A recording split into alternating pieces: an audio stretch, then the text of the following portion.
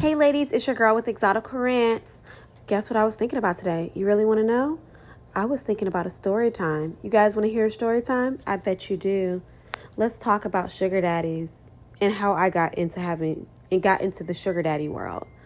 Um, Guys, sugar daddies is something like most girls want, especially like when they're young girls.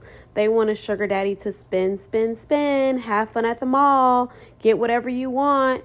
They really want that experience. Let's talk about how I got into being a sugar baby. For a short time. I was in college. I was broke. I did have like a job, but like, those jobs you get in college, they do not pay bills.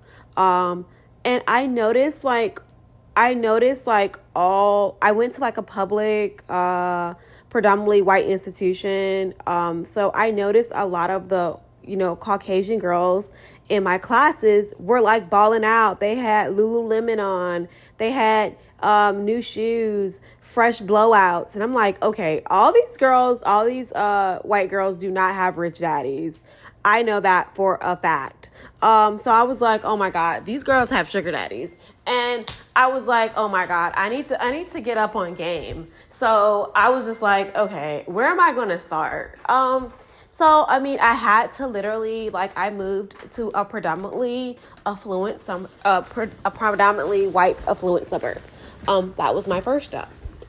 My second step was I researched websites where you could find high quality affluent men that did not mind to spend, aka sugar daddy websites.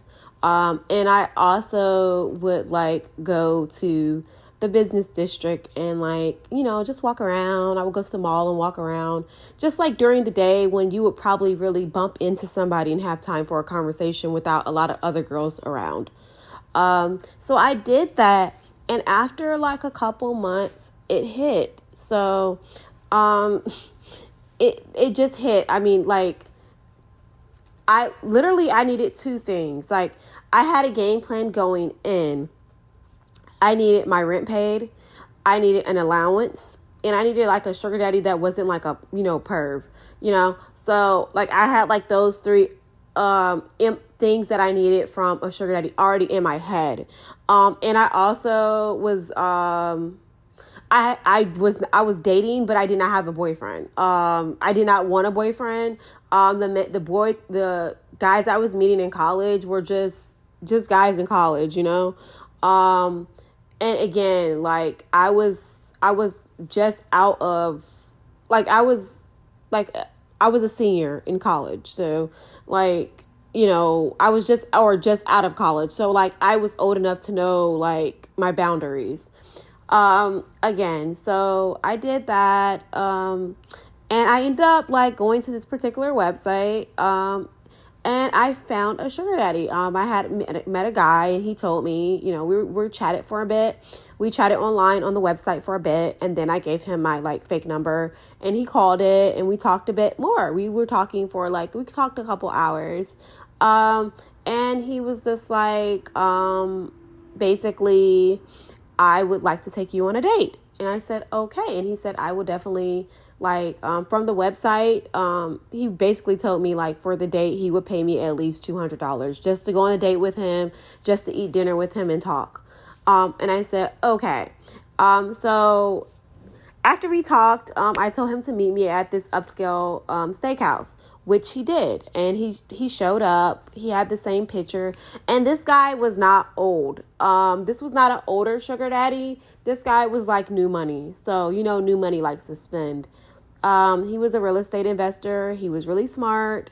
So yeah, we met, we talked, and I literally just told him hey, he was I can tell you're really classy, and he really liked mixed girls. So that I already had it in the bag.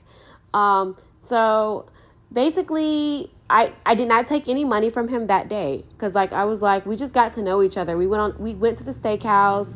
We ended up after the steakhouse. He was oh, let's do an activity. So I think we went to go play putt-putt golf, and then he literally, he really liked me. So he asked me, could we go to the movies? And I was like, okay, this is the last thing. Because, like, we were, like, spending the whole day together. I was like, this is the last thing because I do have some other stuff I got to do. So we did, like, 3 activities. And this was, like, in the middle of the day. So we had time to do all this before it got dark. We had a really good time. He was a really cool person. And he was not that old. He was about, like, I think he was, like, maybe 28. So he was not that old. He was really cool. And he basically told me he was looking just really for some companionship because I let him know up front there was not gonna be any like pay for play. So he was like cool with that, and he was like, well, when we get to know each other, yeah. And I was like, maybe. So he was really cool. He was really looking for companionship. He was a really busy businessman, and he really wanted somebody to go to events with him, to spend time with him. So we did a lot of going out to eat, going to events. We did a lot of companionship, relationship building. We would have like, he would want to come over to my place, and I didn't let him come over at first, but we would talk on the phone at first, but once we got comfortable with each other, I would let him come over because he would like to talk in person, and then like go out to eat, or we'll go get a drink or go get some coffee. We would just do weird like little things, and like he would actually like give me money, like, or ask me like when he came and got me if I needed anything. So like he would take me grocery shopping. He would take me to like the mall to go to different department stores and get whatever I want. Whatever I needed that day, he would do. This was outside of my already allowance. So we became really good friends. Then I was having like with my apartment, since I was dorm living, I was living like in like student housing off campus. My apartment, because I had like you have your own room and bathroom, but you share the common areas. Like our apartment got bed bugs. So like when my apartment got bed bugs, he put me up at the Hilton. So I stayed at the Hilton like a couple nights. Because like I had bed bugs, so I had to like spray some stuff in my room, and I got all my stuff out of there. That was important. And then like I stayed at the Hilton for a couple days, until like, you know, the smell was out of the apartment and all the chemicals had set in to get rid of the bed bugs. So yeah, like he was definitely he definitely took care of me. Like anytime I had like an emergency like that, he definitely took care of me. No questions asked. He would make sure my accommodations were very nice.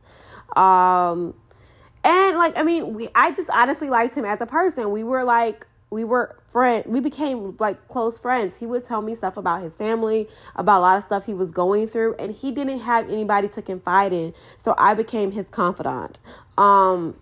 And then he always was like very respectful toward me. He would not try to do anything that I would find offensive. Again, I got into this because I needed like bills paid, you know. I needed to like some of the weight of financial stress off of me. And a lot of the girls at my university was doing this. They weren't all rich girls, but they were all like walking around like rich girls, but I knew they weren't. Especially when I talked to them, I knew they came from like, you know, like the middle of nowhere, like a small town. So I knew they didn't have a lot of resources, but they were looking like they did. So again, like once I met him, I still worked. I saved my money, and I used my allowance to pay for my stuff, and I saved some of that money. I ended up like in a really good situation, but like I did like have multiple sugar daddies. And I did not like sleep with them. So like, and it literally like I would switch up every couple of months. But this particular one was my first one. He was really cool. Again, like he started liking me. So after a couple months, he started asking me to be his girlfriend. He wanted me really to move in with him, but I declined it because again, I only knew him for a couple months, and I was like, no, I declined it. I was like, maybe if we like go a little longer, dating, maybe I can consider being your girlfriend, but you would still have to pay all my bills, and give me an allowance. So like we would just change titles, but nothing would really change. So like literally, so we were dating, we were having fun. And then again, he was he was a real estate investor. So he owned a property, not too far from my dorm, and he owned properties out of state. And he wanted to move out of state. This is when I switched up sugar daddies because I did not want to move out of state at the time. And I hadn't known him long enough, even though we did have a good relationship, I hadn't known him long enough to move out of state with him. And I don't move out of state unless I have a ring. Like, we're getting married. We're engaged. So, again, I had to switch up. So, I did switch up. So, that's how I kind of got started into it. It was very beneficial. My first sugar daddy was a very good sugar daddy. He was not a pervert. He was not that old. He wasn't that old. He was in his late 20s. He had just made a lot of money. And he was a good person. So like literally after like I like dumped him, like he would still check in with me and text me and whatnot. But you know, I'm trying to get to the money. So like I didn't like try to like dove into the friendship that much after I was not getting financial benefits. But yeah, this is just a story time about ladies. Like, men love women. Even companionship. You don't have to sleep with all your sugar daddies.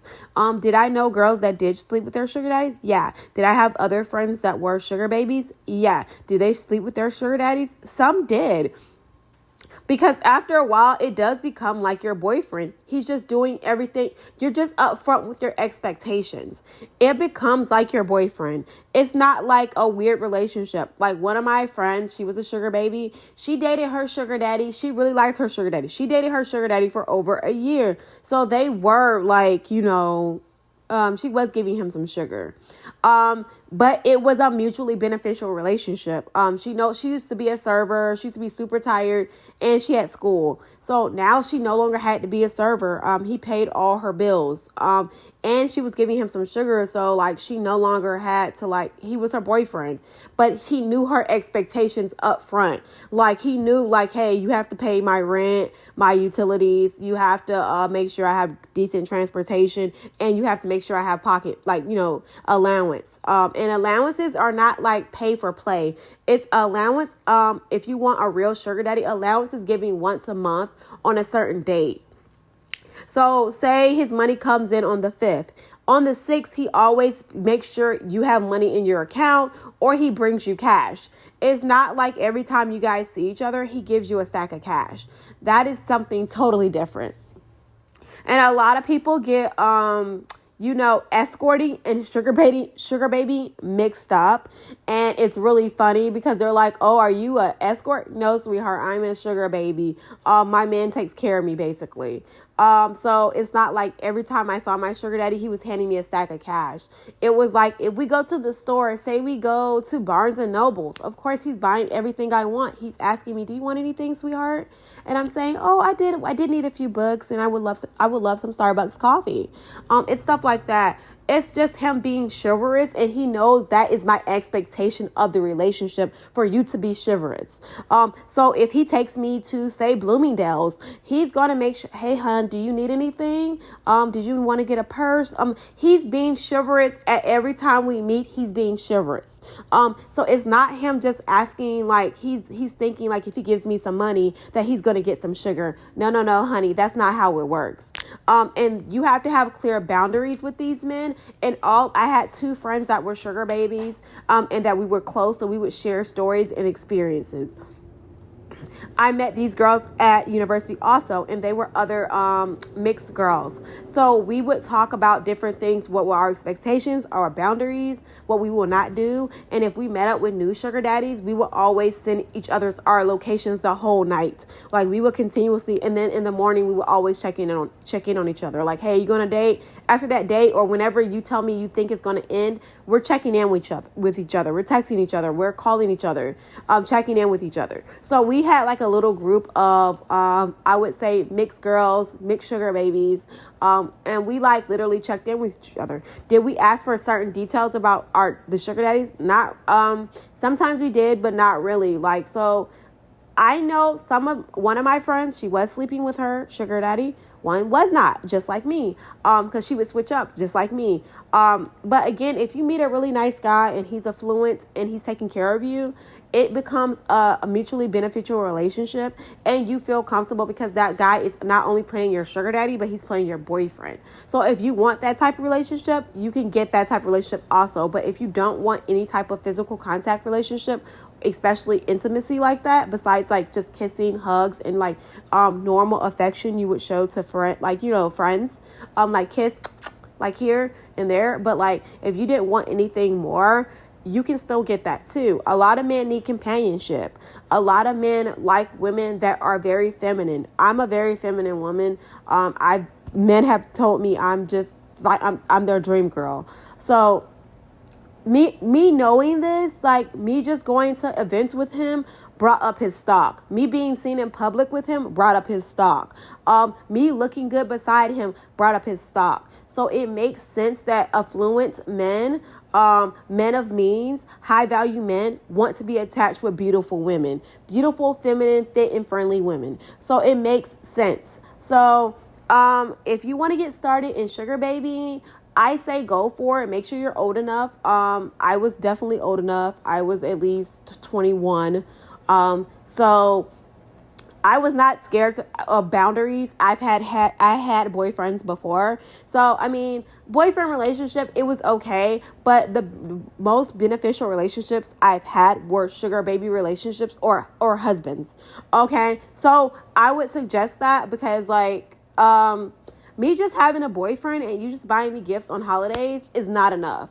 But you paying my bills is enough. Like literally when you're a woman and you're not getting getting support from your family and stuff, like it's built, like these bills are real. It's a lot of stuff. Being independent is not fun. Let me tell you, being independent is not fun financially. When you have to go to these jobs that you hate every day and deal with like haters every day because they're just mad you're cute and they're not, and they're trying to make your life hard, is not cute. One thing my sugar daddy did for me, especially my first one, was set like my expectations, my standards, and he was willing to adhere to my boundaries. And he let me know that I should not be working. He let me know that I should be in a relaxed state. And he was like, women's life are hard enough. Like, if I can make anything easier, I will. And like, I like men like that are there to make your life easier. Women, we go through enough. We don't need some guy just sitting around, just being around us, taking. We need somebody that's pouring into us. Women, we are natural receivers. So it makes sense that we want to be, like, if we're around a man, we want to receive something, you know? So if you're starting your sugar baby journey, you have any questions, put them in the comments. Share your story. I'm actually about to attach my email so I can receive you guys' stories as well. So if you're interested in more details about like being a sugar baby, how to get started, let me know in the comments. Ladies, like and subscribe and have a wonderful day. Bye-bye.